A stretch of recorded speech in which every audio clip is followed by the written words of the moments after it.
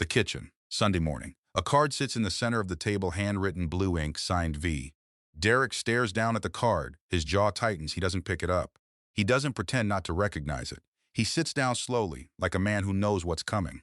Nora, voice flat, terrifyingly calm, 40 minutes. Do you know how many times I called you? Derek, voice low, Nora. Nora, don't. Sharp as a blade, I'm not here for an explanation. I'm here so you know I know everything. She stands, eyes locked on his. Nora, I was on the bathroom floor, 8 months pregnant, alone, and you were sitting in a corner booth at a restaurant holding her hand. Derek opens his mouth. Nora, a slight shake of her head. You stayed not because you chose me. Because you calculated the cost of leaving. Pause. I've spoken to a lawyer. The color drains from Derek's face. For the first time, he is genuinely afraid. Derek, barely a whisper, what do you want? Nora holds his gaze one final moment, then turns away. What I want you lost the right to give a long time ago. 9 years, a florist receipt for white roses he never gave her. A text message at midnight, and a woman alone on a cold floor who got herself up. This is the story of how she rebuilt everything and walked away with far more than she lost. Keep reading to find out exactly how Nora did it. The tiles were cold. That was the first thing she noticed, not the pain, not the blood on her palm when she pressed her hand down to stop herself from sliding further. The cold of the white hexagonal tiles with the gray grout she had scrubbed every Saturday morning for 4 years. Nora Callahan was 32 years old. She was 8 months pregnant, and she was alone on the bathroom floor at 11:47 on a Thursday night. She breathed, in, out, in again. The cramp rolled through her like a wave that didn't break clean. It started low in her back and traveled around her sides, tightening, cinching, until it reached the front and held there for 6 seconds before slowly releasing. Too early, way too early. She reached up for her phone on the edge of the sink. Her fingers caught corner of it. She pressed Derek's name. It rang. 1 time, 2, 3, 4. His voicemail. That easy voice. That voice she had first heard in a coffee shop when she was 26 years old and he had slid a paper napkin across the table with his number written in blue ink. Hey, you've reached Derek. Leave me something good. Something good. Derek. Her voice came out thin. Strange, not hers. I'm on the bathroom floor. Something is wrong. Please come home. She ended the call. She called again immediately. Voicemail again. She pressed her cheek against the cold tile and breathed through the next wave. It was worse than the first one. She counted through it the way her prenatal class instructor had taught her. 1, 2, 3, 4, 5, 6, 7. The wave released. She texted Patrice. I think something is wrong. I'm on the bathroom floor. Derek isn't answering. 3 seconds, just 3 seconds. Patrice's name lit up the screen. I'm coming, Patrice said. No hello, no what happened. Just those 2 words and the sound of keys jangling in the background. It might be nothing, Nora said. Nora, I don't want to overreact. I'm already in the car. Stay on the phone with me. Do not hang up. Patrice drove across town talking her through each cramp, timing them. Keeping her voice in that particular register she used at the hospital steady, certain, the surgical nurse voice that said, I am not panicking and therefore you will not panic either. Nora kept calling Derek between the cramps. 4 calls. 5, 6, 7. Lock, unlock, lock, his name, his voicemail. Lock again. 8. On the 9th call, Derek picked up. Nora, his voice was low, hushed, like he was stepping away from something noisy into something quieter. Hey, what's up? The background sound behind him was soft. Music. Something slow and low. The kind of music that plays in nice restaurants on Thursday nights. I'm on the bathroom floor, she said. I've been calling you for 40 minutes. A pause. She heard him breathe. What do you mean the bathroom floor? I mean, I fell. I mean, something is wrong. I am 8 months pregnant and something is wrong and I have been calling you for 40 minutes. Another pause. Longer this time. A woman's voice in the background said something she couldn't make out. Low words. Close. Okay. Derek's voice changed. Became present in a way it hadn't been a moment before. Okay, I'm coming. Is Patrice with you? She's on her way. Okay, you'll be fine. Patrice is coming. I'm leaving now. The line went quiet. Nora stared at the ceiling. The light fixture had a small crack in the plaster around it she had been meaning to fix for 2 years. She had added it to the list, the house list. The long-running list of things that needed attention that she managed and maintained and updated while Derek went to work dinners. Patrice got there in 11 minutes. She came through the front door. Nora had texted the code and came down the hallway fast with that walk she had, that purposeful surgical walk that didn't waste a single step. She found Nora on the bathroom floor with her phone pressed to her chest. Baby, Patrice was already kneeling. Already her hands were checking. Nurse hands, calm hands that assessed without trembling. I'm here. Let's get you up slowly. We're going to the hospital right now. Derek's coming, Nora said. Patrice's face stayed very still. Good, she said. Can you sit up for me? They got Nora upright. They got her into Patrice's car. Patrice drove with one hand and kept the other on Nora's wrist, feeling the pulse. Tell me what you're feeling right now, Patrice said. like a belt being pulled tight around my middle. Okay, how often? Every 6 or 7 minutes. Patrice nodded once. They didn't say anything else until they pulled into the Memorial General Emergency Bay. Nora was admitted at 12:23 in the morning. Dr. Elaine Marsh was called at home. She arrived at the hospital in 40 minutes, silver-streaked hair slightly less ordered than usual, reading glasses already on their chain around her neck. There were monitors, blood pressure cuffs, a fetal heartbeat monitor that produced a rushing, galloping sound that filled the room. That sound, the baby's heartbeat. It was the most important sound in the world. Nora held Patrice's hand and watched the door. Derek arrived at 1:15. He came through the door in dress clothes, charcoal gray slacks, white shirt with the tie loosened, his hair slightly off from how it usually sat. There was a smell on him she would think about later. She filed it away. She was not ready to name it yet. Nora, he crossed to her bedside. He took her free hand. His face was the right face. Concerned, present, husband face. I'm here. Are you okay? What are the doctors saying? They're monitoring, she said. He sat in the chair beside her bed. Dr. Marsh came in at 1:30. She explained in her measured, careful way, preterm labor. The contractions were real but manageable. Medication to slow them down. Complete bed rest. They would monitor through the night. The baby's heartbeat was strong and steady. Nora cried. She hadn't cried on the floor. She hadn't cried in Patrice's car. She cried now, quietly, into her own closed fist, and she genuinely did not know what the tears were made of. Relief, maybe. Fear. Something else she didn't have a word for. Derek rubbed her back, slow circles between her shoulder blades. Patrice stood at the end of the bed with her arms crossed and watched him with an expression Nora didn't see in that moment. She was looking at the ceiling, breathing, but later she would remember Patrice's face, the expression of someone who already knows the answer to a question no one has asked yet. The night passed slowly, the way nights in hospitals pass. The sounds of machines, the soft footsteps of nurses in the hallway, the baby's heartbeat on the monitor like a small engine running perfectly. Nora drifted in and out of something that was not quite sleep. Derek sat in the chair. His eyes closed around 3 in the morning. His head dipped forward. He slept in the chair the way people sleep when they are physically present, but somewhere else in their mind. Nora watched him sleep. She thought about the woman's voice on the phone. Low words. Close. The kind of closeness that requires proximity. She looked at the ceiling. She thought about the paper napkin, the coffee shop. The way he had looked at her across the table like she was the thing he'd been searching for. She had believed that. She believed it for years. She pressed her hands over her stomach and felt the baby move. A slow, deliberate movement. An elbow or a heel pressing outward. We're okay, she thought. We're okay right now. She closed her eyes. The monitor kept its rhythm. Beeped, beep, beeped. Morning came gray through the hospital window. Derek woke when a nurse came in at 6 to check vitals. He straightened in the chair and ran a hand through his hair and looked at Nora with that particular look he had. The attentive look, the I'm here look. How did you sleep, he asked. Some, she said. Are you in pain? Less than last night, he nodded. He reached over and covered her hand with his. His hands were warm. They had always been warm. She looked at his hand on hers and thought, I know you. And then quietly, underneath that, I don't know you at all. Patrice came back at 8 in the morning. She brought coffee for herself and a cup of decent tea for Nora because Patrice had been paying attention to what Nora drank for 11 years. She came through the door with that walk again, deliberate and direct, and she looked at the room once to assess it the way she always assessed rooms. Derek was not there. He had gone to get coffee 20 minutes earlier. Patrice knew this. She had timed it. She sat down in the chair beside Nora's bed and put both hands flat on her own knees, the way she sat when she was about to say something she had been holding carefully for a while. I'm going to tell you something, Patrice said. Nora looked at her.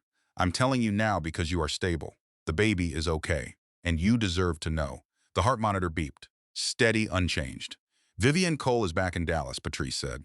She moved back 2 months ago. She's been having dinner with Derek. The beeping continued. Beeped, beeped. How do you know? Nora's voice was very quiet. Caden saw them. Last month at Riverfront.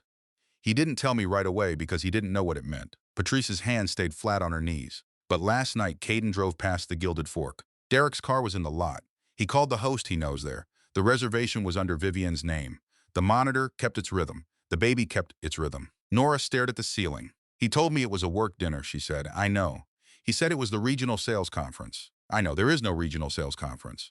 Patrice did not answer. Outside the window, a pigeon landed on the ledge. It looked in, it looked away, it flew off. I'm not crazy, Nora said. It was not a question. It was not spoken with doubt. It was a declarative sentence stated with complete clarity. You are not crazy, Patrice said. You have never been crazy. Nora nodded once. She looked at the monitor. She looked at her hands. She thought about a word.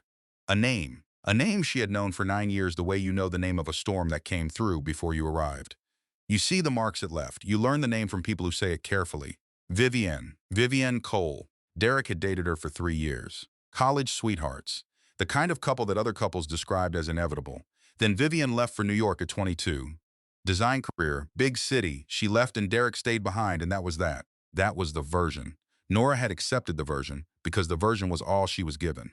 She lay in the hospital bed and she let herself remember the first time she heard that name. 2 months into dating Derek. She was watching him sleep because she was new in love, and everything about him seemed worth watching. He said it clear as anything. Not a murmur, a real word spoken with intention even in sleep. Vivienne, she had told herself it meant nothing. She had told herself that for 9 years. God, I was so stupid. The signs were all there. Not stupid. That wasn't the right word. Afraid, she had been afraid. Afraid of what seeing clearly would require her to do. Derek came back with the coffee. He stopped when he saw Patrice's face. Just a half-second stop. Less than that. A micro-expression of calculation. Then he moved normally and sat down and said, "Hey, Patrice, you're here early." "I'm always here when Nora needs me," Patrice said. Her voice was even. Friendly almost. But her eyes were flat and clear, and she looked at Derek the way she looked at things she had already assessed and found wanting. Derek looked at Nora. Nora was looking at the window. "They say you can go home tomorrow," he said, "if everything stays stable." "Good," she said. He sat in the chair. The room was quiet, the monitor beeped, and Nora thought, he thinks everything is fine. He thinks I went to the hospital and I'm going to recover, and he can go back to whatever Thursday nights have become. He thinks I don't know. She did not correct this assumption, not yet. Dr. Marsh came by at 10. She checked the monitor readings. She checked Nora's blood pressure. She sat on the edge of the rolling stool and looked at Nora with those reading glasses on their chain. "How are we feeling this morning?" she said. "Tired," Nora said. "That's correct." A small smile. "Baby is doing beautifully. You did the right thing getting here when you did." "Patrice got me here." Dr. Marsh looked at Patrice briefly. Something moved in her face. A recognition she did not voice. "Rest today," she said to Nora. "Bed rest at home starting tomorrow. Reduce stress. No strenuous activity." She paused. And reduce stress means exactly what it says. Your body is telling you something. Listen to it. She left. Derek said, "She's right. We'll slow everything down when you get home." Nora said yes. She did not look at him when she said it. She was looking out the window at the gray morning, at a sky that was doing the thing it sometimes did in October. That flat gray that isn't quite clouds and isn't quite clear, that in-between state, she thought, this is what I've been living in, the in-between state, knowing and not knowing at the same time. Not anymore. I'm not crazy. I know what I saw. She pressed her hands over her stomach. The baby pressed back. They kept her one more night. The contraction stayed slow. The baby stayed steady. By the following afternoon, Dr. Marsh discharged her with clear instructions and a follow-up appointment in 4 days. Derek drove her home. He held her arm on the front steps. He carried her bag. He made her tea without being asked and brought it to the bedroom and adjusted the pillow behind her back. He was very good at this part. She had always known that about him. He was exceptional at the recovery, at the care that comes after the wound, at making things comfortable enough that you almost forget what made them uncomfortable. She held her tea and watched him move around the bedroom. He brought her books from the nightstand. He brought her the television remote. He said, "I'm going to work from home today. I'll be right downstairs." She said, "Okay." He went downstairs. She picked up her phone. She opened the browser. She typed Vivienne Cole, Dallas. The results came up in seconds. Vivienne Cole Design Studio, Dallas, Texas. Established 4 months ago. Not 2 months. 4. She read the About page slowly. A woman who spent a decade in New York returned to her roots. A fresh start. A new studio in a city full of beautiful homes that deserve beautiful interiors. There was a photo. Vivienne Cole was beautiful in an effortless way. The kind that seemed to require nothing. Dark hair, a clean, direct gaze. Nora looked at the photo for a long time. Then she put her phone face down on the bed. She pressed both hands over her stomach. The baby moved. A small, definitive heel. "I know," Nora said quietly to no one and everyone. "We are going to be okay." She didn't know yet if that was true, but she needed to say it. She needed to hear it, even from herself. 3 days home from the hospital, Derek went back to the office. He kissed her forehead when he left. He said, "Call me if anything changes." He said, "Don't overdo it." He said, "There's soup in the refrigerator." She waited until his car left the driveway. She counted to 30. Then she got up. Not dramatically, not in anger, just to move. To be upright in her own home, which the doctor had said was fine in short intervals. She went to the kitchen. She stood in the middle of it. The morning light came through the window over the sink. Coffee maker was still warm. The dish towel hung over the oven handle exactly as it always did. Everything the same. Everything different. She opened the second drawer from the right, the junk drawer. Every house has one, and this one had been organized by Nora 3 times in 4 years and dismantled by Derek's particular brand of chaos every single time. She pulled it all the way out. She laid everything on the counter: dead batteries, a restaurant menu from a place they had been once 2 years ago for someone's birthday, a tape measure, rubber bands, 2 pens, a USB cable for a phone she no longer owned, a birthday card from Derek's mother with beautiful handwriting that Nora had saved because she was a woman who saved things. She sorted it all: batteries in one pile, trash in another, keep in a third. She worked for 45 minutes. Her back ached. Her feet were swollen. She moved slowly, carefully, the way you move in the last weeks of pregnancy when you have learned exactly where your center of gravity lives. She organized every single kitchen drawer. By the time she finished, the light had shifted. It was past 11. She put the kettle on and sat at the table and let the memories come. They came whether she invited them or not. She might as well face them in a clean kitchen. The receipt. She found it 3 years into their marriage. She had been going through his jacket pockets before taking it to the dry cleaner. A habit she had. Check pockets first. A receipt from a florist on Magnolia Avenue. 2 dozen white roses, $112. She had looked at that receipt for a long time. She had never received 2 dozen white roses from Derek. She had put the receipt back in the jacket pocket. She had taken the jacket to the dry cleaner. She had never mentioned it, because I didn't want to know. The hotel confirmation. 2 years ago. She had been walking past his open laptop on the kitchen table.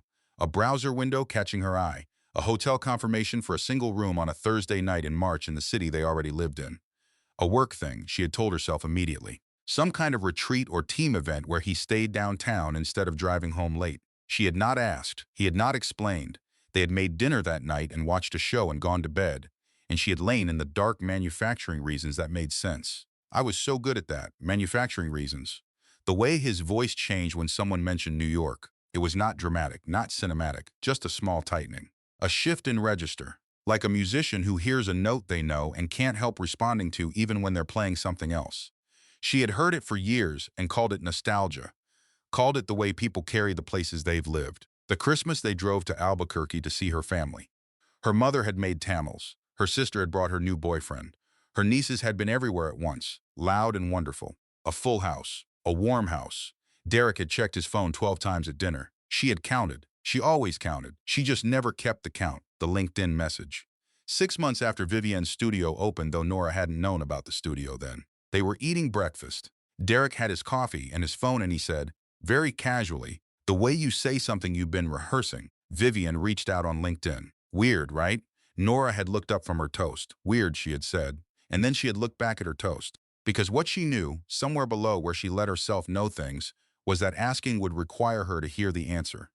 And the answer would require her to act. And acting would require her to upend the house, and the nursery painted sage green, and the life she had spent years building. She had not been ready. But the floor made me ready. She sat at the kitchen table with her tea going cold. The October light came through the window. She let herself sit with all of it. Every receipt, every changed voice, every unexplained night. Every explanation she had provided herself without being asked to keep the peace. The peace. That was what she had been keeping. Not her marriage, not herself, the peace. Somewhere along the way, I became invisible. Not all at once. Not dramatically. Slowly. The way you stop wearing a color you love because someone mentioned once they didn't think it suited you. The way you stop ordering the thing you actually want at the restaurant because it's easier to get what he gets. The way you rearrange yourself around another person's edges until the shape that's left isn't quite your shape anymore. She had been rearranging herself for 9 years. She was done. She picked up her phone and called Franklin Ames. His billboard was on the highway she drove every week. She had his card from when they bought the house. He was primarily a property attorney, but she knew from the billboard he did family law. His assistant answered. Nora gave her name. She said she had questions about Texas marital property law. She said she was 8 months pregnant. She said could she schedule a phone consultation for this week. The appointment was for Friday. She put the phone down. She poured out the cold tea and made a fresh cup. She sat back down at the clean kitchen table in the clean kitchen, and she let herself, for the first time since the bathroom floor, feel exactly how angry she was. Not sad. Angry. There it is, she thought. There you are. The anger was not the screaming kind. It was the quiet, clear, structural kind. The kind that doesn't make noise because it is too busy building something. Patrice came that afternoon. She brought soup and 12 years of friendship, and the particular kind of silence that only exists between people who have seen each other at their worst and chosen to stay. They ate. They didn't talk about Derek for 20 minutes. Then Patrice said, What are you going to do? Nora said, I don't know yet. That's the right answer. Is it? You're 8 months pregnant, Patrice said. You are not in a position to make permanent decisions. You're in a position to gather information. Nora looked at her soup. I called Franklin Ames. Patrice set her spoon down. She looked at Nora for a long moment. Good, she said. I don't know what I want yet, Nora said. I don't know if I want to end the marriage. I don't know what there is to save. What I know is that my husband left me bleeding on a bathroom floor because he was at dinner with the woman he never got over. She pressed her hands flat on the table, and I know I deserve to understand exactly what that means before I decide anything. Patrice was quiet. Then she said, I never liked him. I want you to know that. I've been biting my tongue for years. Nora laughed. It surprised her completely. Came up out of somewhere and escaped before she could stop it. I know, she said. From the very beginning. The paper napkin thing. Stop. A grown man handing you his number on a paper napkin like he's in a romantic comedy, Patrice. I'm just saying. I know you're just saying. They finished the soup. Patrice stayed until evening. They watched a documentary about competitive dog grooming and neither of them mentioned Derek again. But when Patrice hugged her at the door, she held on longer than usual. You are the strongest person I know, she said. You just never had to be before. Nora held on too. She didn't argue. Friday morning, Franklin Ames had a voice built for delivering careful information. Deliberate, dry, the voice of someone who had seen every version of this particular conversation and had learned to make it feel less like a verdict and more like a map. He let Nora talk first. She told him everything. The dinner, the phone calls, Vivian Cole Design Studio, the receipt for flowers she never received, the hotel confirmation she had explained away. The name Derek said in his sleep 9 years ago. Franklin listened without interrupting. Then he says, Mrs. Callahan. In the state of Texas, adultery does not affect property division the way many people expect. However, there are financial discovery tools available that would give you a very clear picture of the marital estate. I'm not sure I can prove adultery, she said. You don't need to prove anything right now. Right now, you need information. I'd like to recommend a forensic accountant who works with our firm. I'd also like to review documents related to joint accounts and the property. What am I looking for? Unusual expenditures, he said. Gifts you didn't receive, reservations you weren't part of, patterns that don't match the income you know about. She thought of the flowers. She thought of the hotel. I'll look more carefully, she said. That's exactly right. A pause. And Mrs. Callahan. Have you spoken to your physician about managing stress, given your medical situation? I have an appointment next week. Good. He sounded genuinely relieved. You take care of the baby. We'll handle the paperwork. She did not plan to look at Derek's phone. She was reaching past it on the nightstand to get her water bottle. That was all. The phone lit up. A text notification. The banner visible on the lock screen for exactly 3 seconds before it dimmed. Vivian, I know I shouldn't say this, but last night felt like coming home. The screen went dark. Nora sat on the edge of the bed. The room was very quiet. She breathed. In, out. I'm not crazy. I know what I saw. She got up. She went to the bathroom. She turned the cold water on and let it run over her wrists.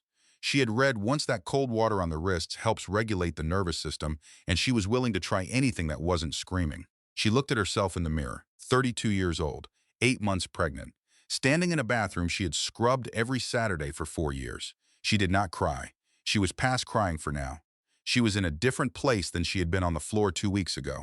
On the floor she had been frightened. Now she was something harder and cleaner than frightened. She dried her hands on the white towel. She went back to the bedroom. She picked up her own phone and texted Patrice. I need you here Saturday. Don't bring anything. Just come. Derek's mother called Saturday morning. Ruth Callahan called every Saturday at 9. It was a habit that predated cell phones and had outlasted several other habits of hers. She was 62 years old and had been beautiful, and still was, in the particular way of women who consider their appearance a form of respect for other people. She wore good jewelry. She had strong opinions about posture. Nora had wanted to love Ruth. She had genuinely tried. But Ruth loved her son in a way that left no room for accountability. Whatever Derek did, Ruth found the frame that made it reasonable. She was not a cruel woman. She was a woman who had spent decades arranging the evidence until it told the story she preferred. How are you feeling? Ruth said. Better, Nora said. Baby's moving well. Oh, good. Derek mentioned you had quite a scare. I was on the bathroom floor for 40 minutes before anyone came, Nora said. A pause. Well, he was at a work event. He came as quickly as he could. There it is. He was having dinner with Vivian Cole, Nora said. Silence. Not the silence of surprise, the silence of someone who has been waiting for a sentence to arrive and now that it has, must calculate their response carefully.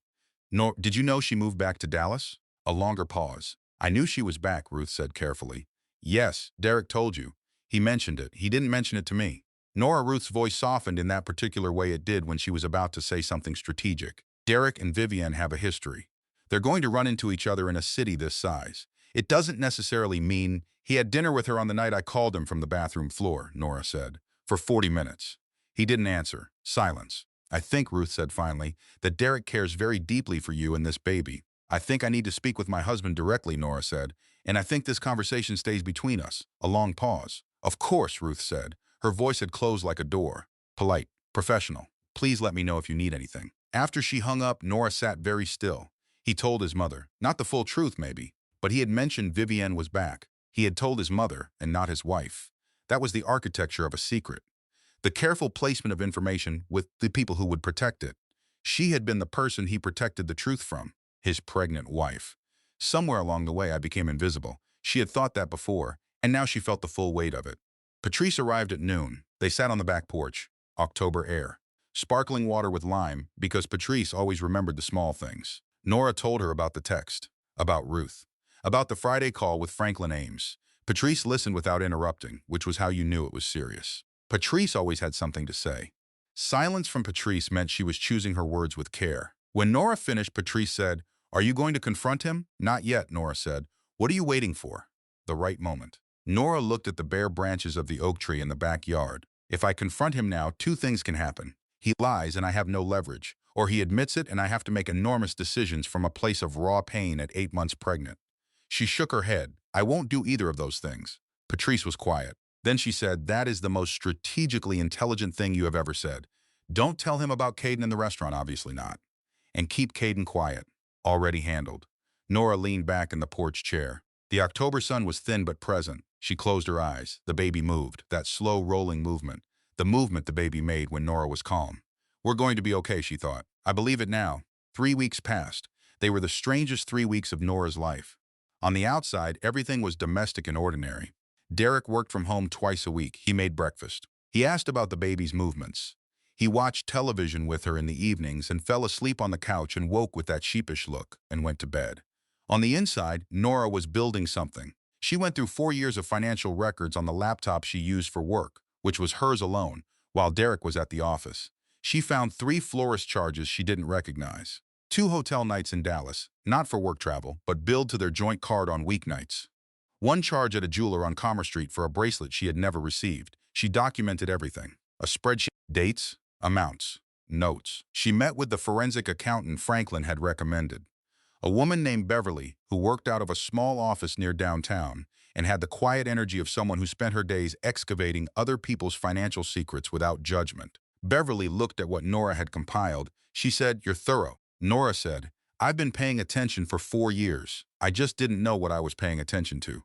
Beverly made copies of everything. She told Nora what she would need and what she would look for and what the timeline would be. Nora drove home with her hands steady on the wheel, not shaking, not tearful. Clear. She was becoming very clear. The anger did not arrive like a wave. It arrived like a tide. Slow and enormous and inexorable. She was washing her face one morning, 10 days before her due date, and she looked in the mirror and thought, "He sat in that hospital chair and rubbed circles on my back while I cried. He held my hand. He thanked the nurses.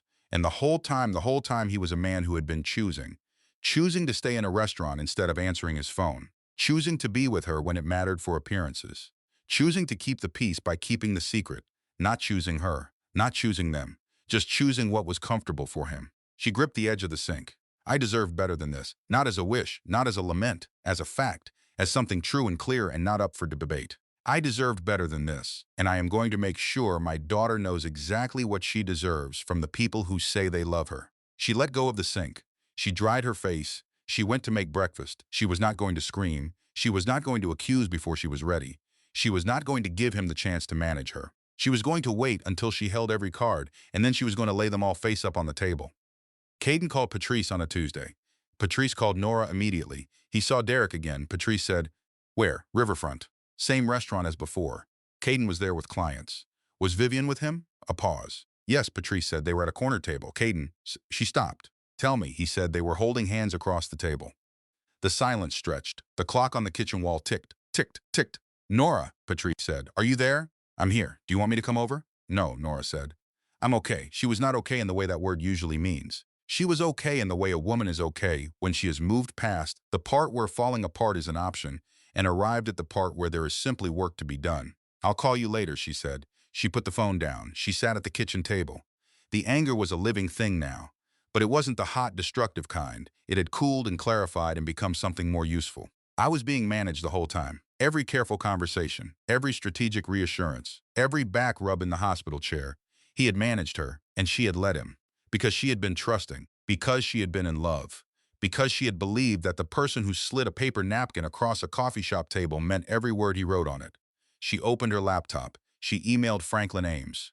"I'd like to schedule a meeting when you have availability. I'd like to move into the next phase of preparation." She hit send. She closed the laptop. She put her hand on her stomach. "Nobody's going to manage us again," she said quietly to the baby inside her. "That's a promise." The night before Nora's due date, Derek came home from work at 6:30. He brought takeout from the Thai place she liked. He set the containers on the counter and found plates and poured her water. He was being a good husband. He was excellent at being a good husband when it cost him nothing. She watched him from the kitchen table. She thought about the card she had found in the accordion file in the closet. She had not found it yet. That was still 3 weeks away. But she thought about other things she had found. She thought about the bracelet charge at the jeweler. She thought about the white roses. She looked at Derek's hands as he served the food onto plates. She thought, he bought her a bracelet. He spent $112 on white roses for her. He held her hand in a corner booth at Riverfront. And he came home to me and rubbed circles on my back and called me sweetheart. She thought, the audacity of that. The staggering, breathtaking audacity. "You okay?" Derek said. He was looking at her. She said, "You should rest after dinner." "I will," she said. She picked up her fork. She ate. She was saving everything. She was saving every observation, every discovered fact, every feeling, every moment of clarity. She was building a case, not for a court, for herself, so that when she finally laid everything on the table, she would know with absolute certainty that she was not acting from hurt alone, that she was acting from the full truth, every piece of it. I deserved better than this. She knew that now. She was finally going to act like it. Clara came 5 days before her due date. It was 3 in the morning on a Tuesday. Nora woke in the dark and lay still for 1 minute, feeling the shape of the moment. The last minute before everything changed. "Derek," she said. He startled awake immediately. He was good in actual emergencies. Whatever else he was good in actual emergencies. Within 4 minutes, they were in the car. Within 22 minutes, she was admitted. Within 6 hours, Clara was in the world. 7 pounds, 4 ounces. Pink and outraged and perfect. They named her Clara. Nora held her for the first time, and every calculation she had been running, every spreadsheet and every legal email and every recorded observation went completely silent. There was only this small, furious, perfect creature who had no idea yet what world she had arrived in. "I will not let you inherit my silence," Nora thought. "I will show you how to be. The real way," Derek cried. He held Clara against his chest and cried in a way she had never seen from him. Real crying. Unmanaged. She watched him. She felt something complicated that she did not try to name. Because a man can fail his wife and love his daughter. These things coexist. They are both true at the same time, and that is one of the more difficult truths about people. Patrice came with flowers. Caden came with food. Ruth stood in the doorway looking at Clara with an expression Nora had never seen on her before. Something entirely human, all calculation gone. "She's beautiful," Ruth said.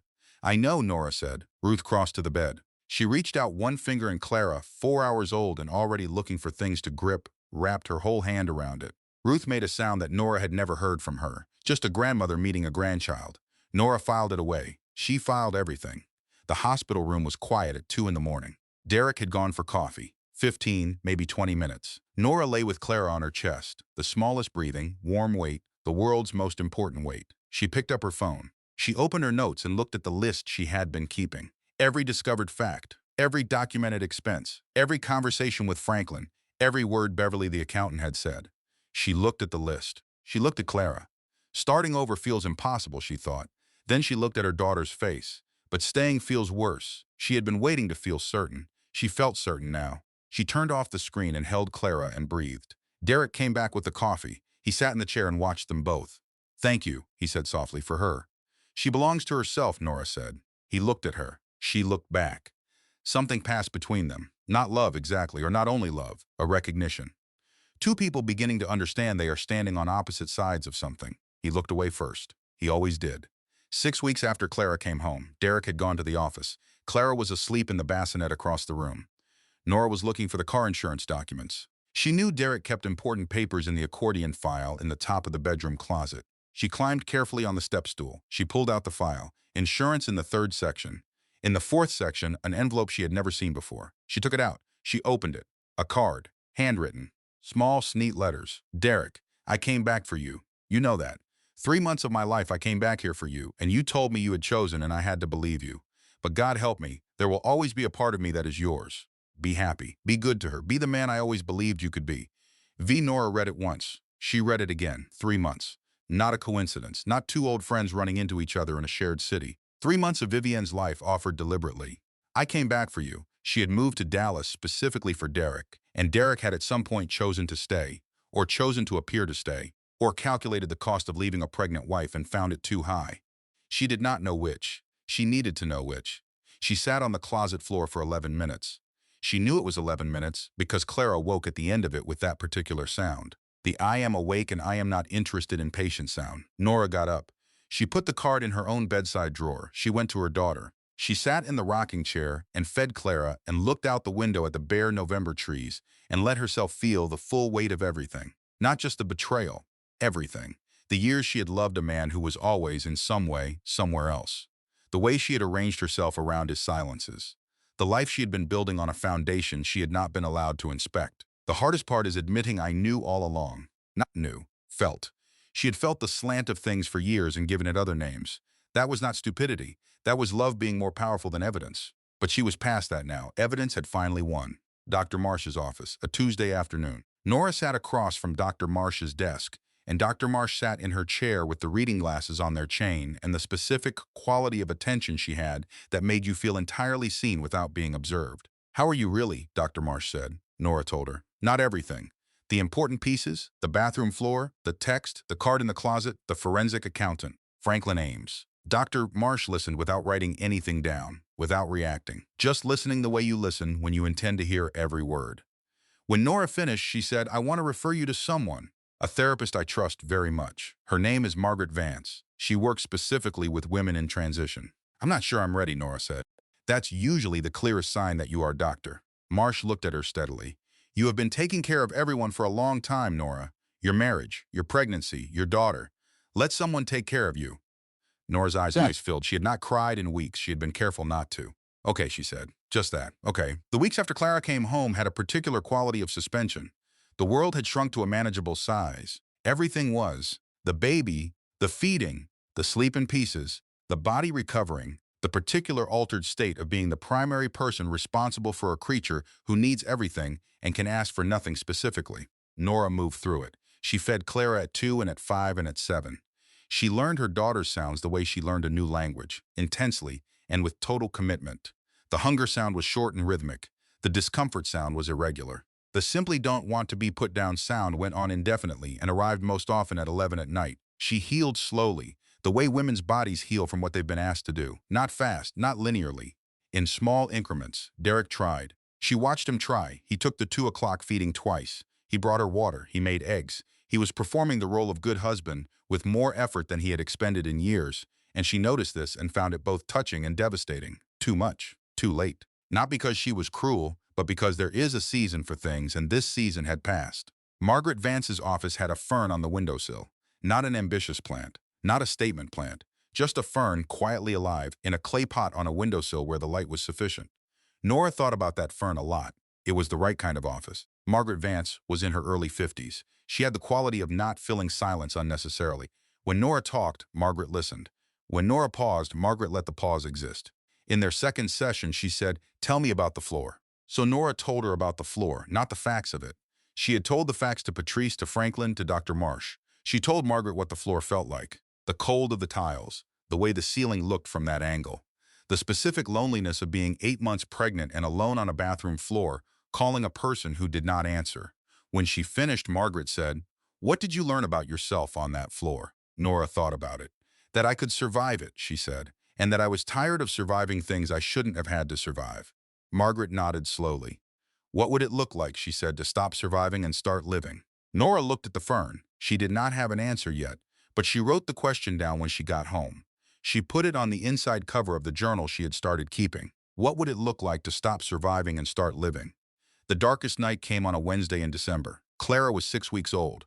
Derek was at a work thing. She didn't ask which kind anymore. He had told her he would be home by 10, and it was 11:30, and he was not home. She was alone in the house with her daughter. Clara was asleep.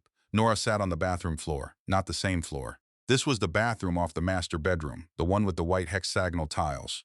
She sat with her back against the tub and her legs out in front of her, and she put her face in her hands. She did not cry. She had moved past crying into something deeper. She sat there and she felt the full weight of the loneliness, not the temporary loneliness of a hard night, the structural loneliness of a marriage that had always had an absence in its center. A missing thing she had spent years trying to fill with busyness and optimism, and the heroic act of not looking directly at it. I was so alone, she thought, the whole time.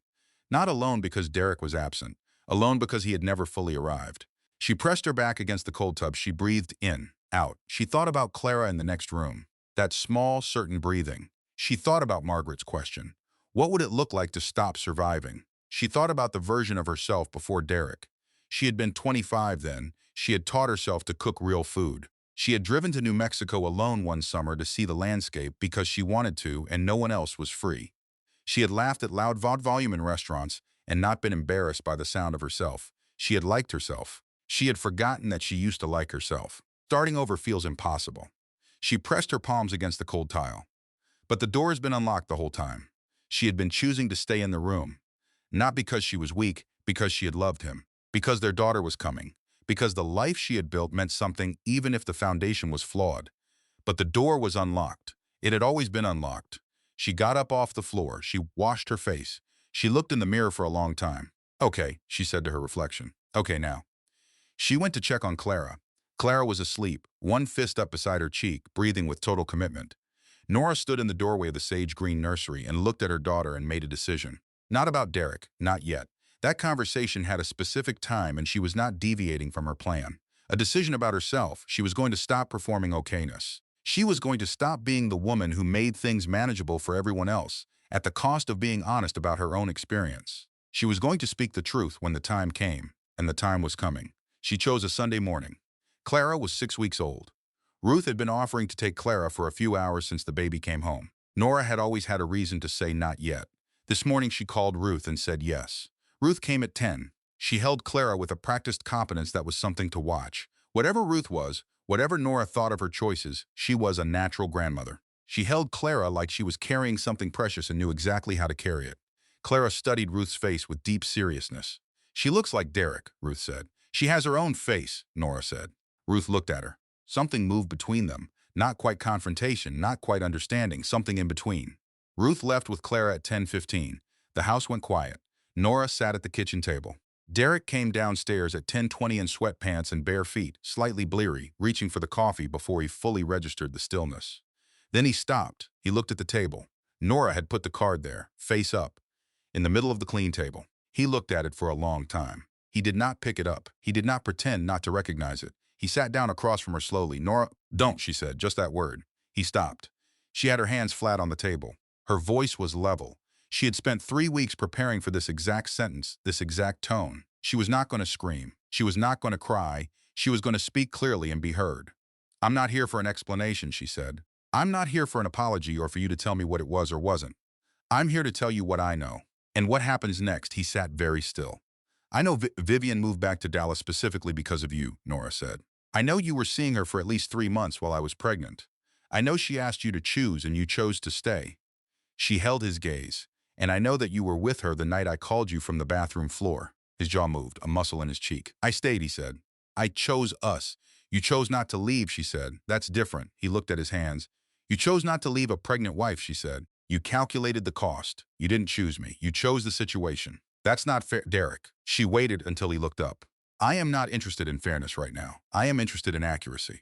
The clock on the wall ticked, ticked, ticked. Low, real, no management in it. I know you are, she said. I believe that. I also know you love Clara. I know you love me in the way that you can. She paused. But I need you to understand that those things are not enough to determine what happens next. What are you saying? I've spoken to Franklin Ames, she said. His face changed. I have a very clear picture of what our financial situation looks like, she said, including the florist charges. The hotel nights, the bracelet. She watched that land. Something moved across his face. Not the managed expression, the real one underneath. Fear. And beneath the fear, something she had not expected. Something that looked almost like relief. like a person who has been holding something very heavy and can finally see the surface where they're allowed to put it down. "What do you want?" he said quietly. "I want you to move to the guest room," she said, "tonight. I want us to work with professionals, legal and otherwise, to figure out what this looks like for Clara. And I want you to understand something." She stood up. She picked up the card. "I found that card and I did not fall apart," she said. "I was on a bathroom floor alone and I got up. I planned everything while you thought I was just recovering." She looked at him directly. "I am not the woman you thought you married. I am considerably more than that." She walked out of the kitchen. She walked up the stairs. She sat on the edge of the bed. Her whole body shook, not from weakness, from the release of everything she had been holding. 3 weeks of silence, 8 months of ignored signals, 9 years of rearranging herself, all of it releasing at once through her hands and her arms and her chest, 3 minutes of shaking, then a breath. She picked up her phone. She texted Patrice. "I did it." Patrice replied in 10 seconds. "Good." She called Franklin the next morning. "I'd like to move forward," she said. "Forward looks like what, right now?" "A separation agreement, not a divorce filing yet. I want to understand what support looks like and what custody looks like before I close any options." "That's the right approach," he said. "And Franklin." She shifted Clara on her shoulder. "I need this quiet for a while longer." "Understood. That's actually preferable. The less reactive, the stronger the position." After she hung up, she held Clara and looked out the window. The December light was thin and low. Clara's eyelashes rested against her cheek like two small commas. "I am doing this right," Nora thought. "I am doing this slowly and I am doing this right." Margaret vanced that Thursday. Nora sat in the chair across from the fern and said, "I had the confrontation. How do you feel?" "Like I put something very heavy down," Nora said. Margaret nodded. "That's accurate. He's in the guest room now. He's cooperating. He's sad." She paused. "I feel something for that. I don't know what to call it." "You can feel compassion for someone and still hold them accountable," Margaret said. "Those aren't opposites." Nora wrote that down. She was writing a lot of things down now. "There's something else," Nora said. "Tell me." "I've started writing notes, not about the marriage, about what I've learned, about the process of getting from the bathroom floor to here. What helped, what didn't, what I wish had existed." Margaret looked at her with an expression Nora couldn't quite categorize. "Keep writing," Margaret said, January. The separation agreement was signed on the 14th. Franklin and Derek's attorney had gone back and forth for 3 weeks. The house was Nora's. She bought out Derek's share using funds Beverly, the accountant, had helped her identify. The accounts were divided equitably. Clara's schedule was detailed with a specificity that felt brutal and was probably necessary. Derek signed everything without argument. She had expected argument. There was none. She thought about that, about what it meant when a man accepts the terms of a separation without fighting. It meant either that he agreed with the terms, or that he carried enough guilt to feel he had no right to argue, or that there was something else, someone else he was already arranging himself toward. She thought about the card.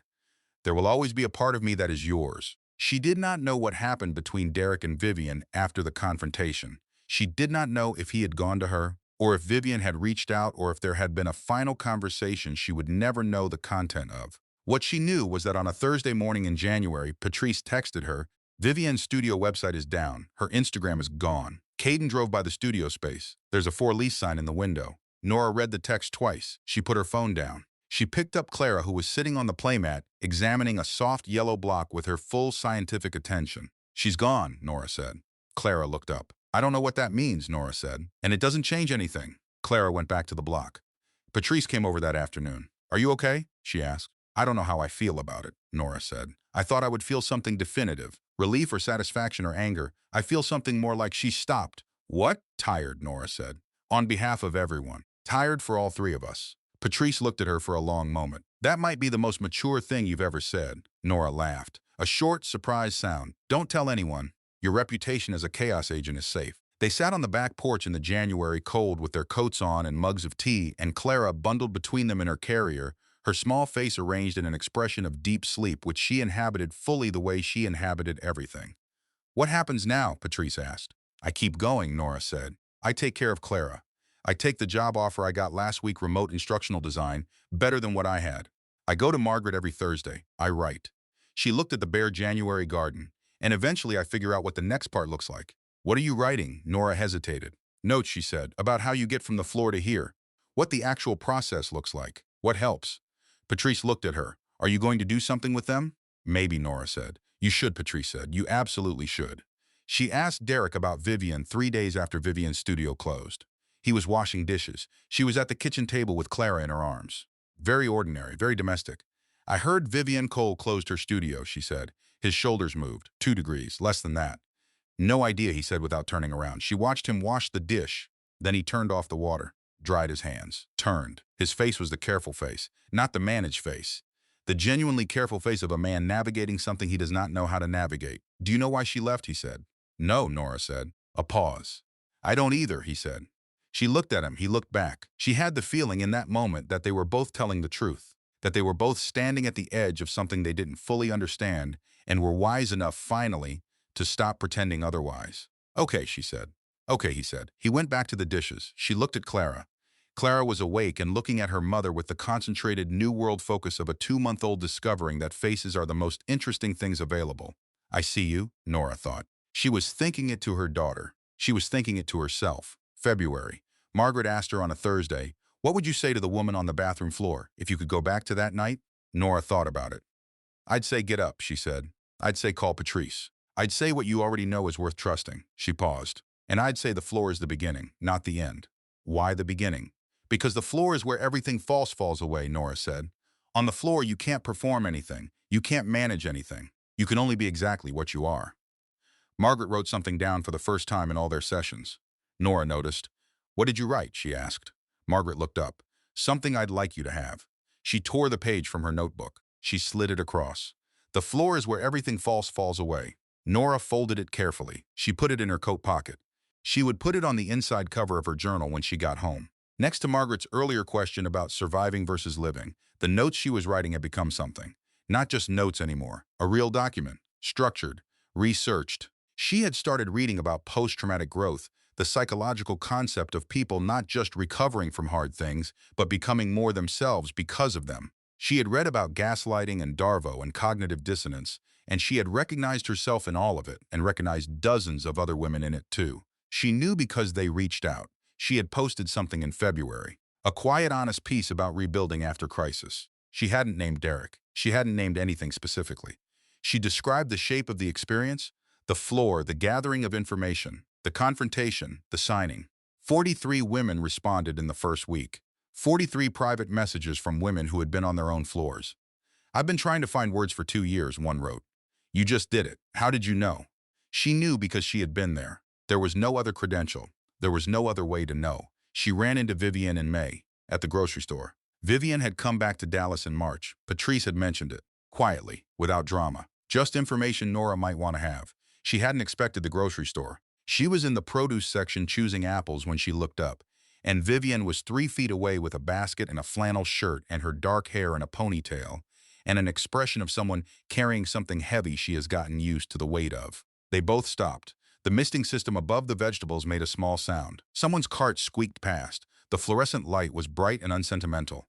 "Nora," Vivian said. "Vivian," Nora said. A long pause. Vivian set her basket down. "I'm sorry," she said. "Not performed, not rehearsed. Just real and quiet and direct. I know there's no version of that word that works right for what happened. If I ever saw you, I wanted to say it." Nora looked at her. She had thought about this moment in the months of preparation. She had imagined the things she might say. She had rehearsed versions that were cold and versions that were devastatingly precise, and one version, at 3 in the morning with Clara asleep and the house quiet, that was simply honest. She chose the honest version. "I think you loved him," Nora said. "I think that was real." Vivian was very still.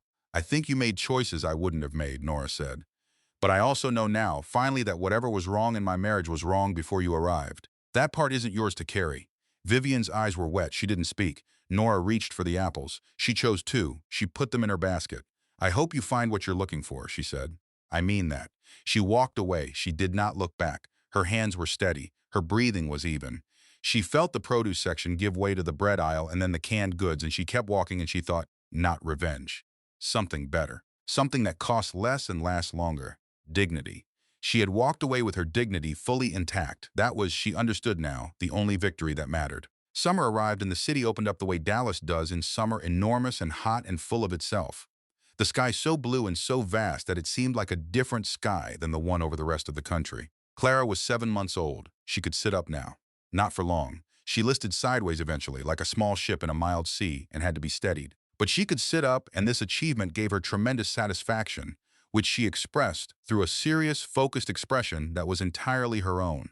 She had a face that was entirely her own. Not Derek's face, not Nora's face, Clara's face. Nora watched her daughter examine a rubber spatula on a Saturday morning with the concentrated attention of a scientist who has been assigned this spatula specifically and intends to understand it completely. She took a photo. She sent it to Derek. He replied in 30 seconds, a heart emoji and the word perfect. This was their language now, parent language. Not husband-wife language. Something with different edges, some of which were sharp, and some of which had softened over time. Something still being shaped.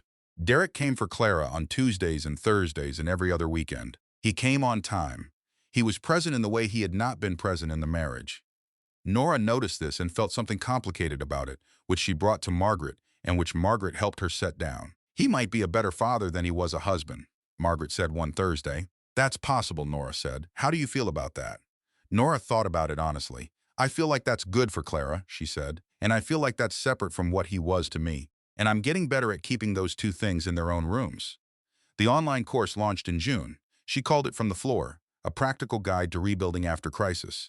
She had spent 4 months building it, researching, writing, recording, working with a woman she found through a freelance network who did course design and who had said, after reading the first draft, this is the most useful thing I've helped build. 63 women enrolled in the first month, then 112. Then a woman with a podcast reached out and interviewed Nora for an episode called Getting Up Off the Floor, and the downloads were enormous, and the enrollment went to 340 within 2 weeks of the episode airing. Nora did not have time to fully process this. She was too busy answering emails from women who had been on their own floors and needed to know what came next.